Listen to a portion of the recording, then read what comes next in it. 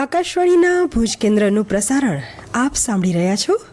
પ્રસ્તુત છે પ્રાસંગિક.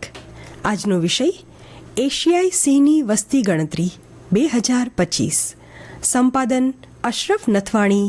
પઠન આશુતોષ અંતાણી. સિંહ, સાવજ, ઊંટિયો, વાઘ, બબ્બર, શેર, કેસરી, ડાલામથ્થો જેવા ઉપનામોથી ઓળખાતા એશિયાઈ સિંહ એ આખા વિશ્વમાં માત્ર ગુજરાતના સૌરાષ્ટ્ર વિસ્તારમાં આવેલા ગીર અભયારણ્યમાં જોવા મળે છે. વર્ષ 1980થી ગીર એશિયાઈ સિંહોના એકમાત્ર નિવાસસ્થાન તરીકે સુપ્રસિદ્ધ થયું છે. એશિયાઈ સિંહ માત્ર ગુજરાતનું જ નહીં, એશિયાનું પણ ગૌરવ છે. ગુજરાત સરકારના વન વિભાગ દ્વારા દર 5 વર્ષે સિંહની વસ્તી ગણતરી કરવામાં આવે છે, જે અંતર્ગત એશિયાઈ સિંહનો આગામી 16મો વસ્તી અંદાજ 2025 તારીખ 10 થી 13મી મે દરમિયાન 2 તબક્કામાં યોજવામાં આવશે, જેમાં પ્રાથમિક વસ્તી અંદાજ તારીખ 10 થી 11 અને આખરી વસ્તી અંદાજ તારીખ 12 થી 13મી મેના હાથ ધરવામાં આવશે. આ વસ્તી અંદાજની કામગીરી સિંહ અસ્તિત્વ ધરાવતા રાજ્યના 11 જિલ્લાના 58 તાલુકાના કુલ 35,000 ચોરસ કિલોમીટર વિસ્તારમાં ડાયરેક્ટ બીટ વેરિફિકેશન પદ્ધતિથી કરવામાં આવશે.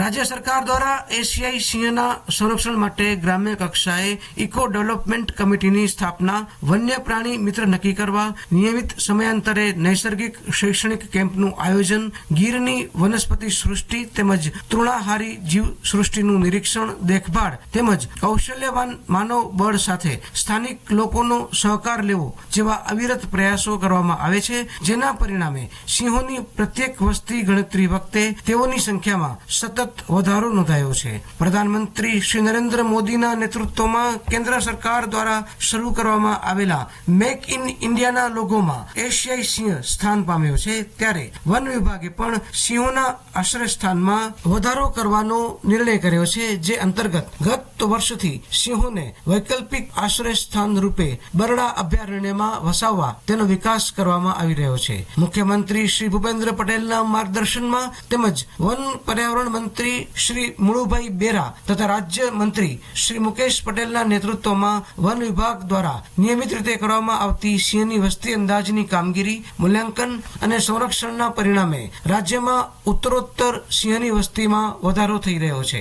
રાજ્યમાં સૌપ્રથમ વર્ષ 1936માં સિંહ વસ્તી ગણતરી યોજાઈ હતી. પ્રાપ્ત અંદાજિત આંકડા મુજબ વર્ષ 1995માં કરવામાં આવેલી સિંહોની વસ્તી ગણતરીમાં પુખ્ત નર, માદા, બચ્ચા એમ મળીને કુલ 304 જેટલા સિંહ નોંધાયા હતા. તેવી જ રીતે વર્ષ 2001માં કુલ 327, વર્ષ 2005માં કુલ 359, વર્ષ 2010માં કુલ 411, વર્ષ 2015માં કુલ 523 અને છેલ્લે વર્ષ 2020માં કુલ 674 જેટલા સિંહ નોંધાયેલા હતા. એશિયાઈ સિંહની વસ્તી અંદાજ માટે ડાયરેક્ટ બીટ વેરિફિકેશન ખૂબ ઉપયોગી પદ્ધતિ છે. આ પદ્ધતિથી આંકડાકીય વિશ્લેષણ અને અમલીકરણમાં સરળતાને લીધે લગભગ 100% ચોકસાઈ મળે છે, તેમજ માનક ભૂલનો અવકાશ લગભગ શૂન્ય રહે છે. 3 દાયકા કરતાં પણ વધુ સમયથી અમલી આ પદ્ધતિ જંગલો, ઘાસના મેદાનો, દરિયાકાંઠાના વિસ્તારો, રેવન્યુ વિસ્તારોમાં અસરકારક અને અનુકૂળ રીતે કામ કરે છે. સમગ્ર વિસ્તારને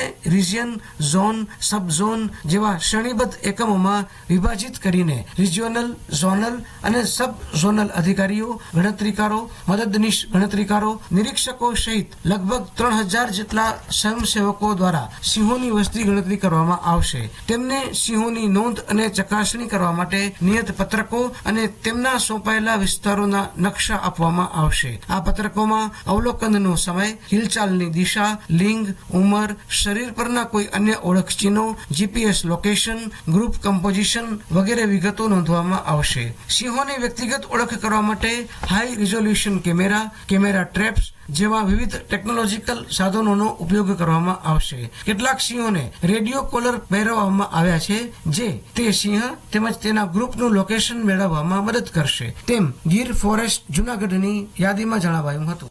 આપ સાંભળી રહ્યા હતા પ્રાસંગિક. આજનો વિષય હતો એશિયાઈ સિંહની વસ્તી ગણતરી 2025. સંપાદન અશરફ નથવાણી. પઠન આશુતોષ અંતાણી. પ્રસારણ આકાશવાણીના ભુજ કેન્દ્ર પરથી કરવામાં આવ્યું.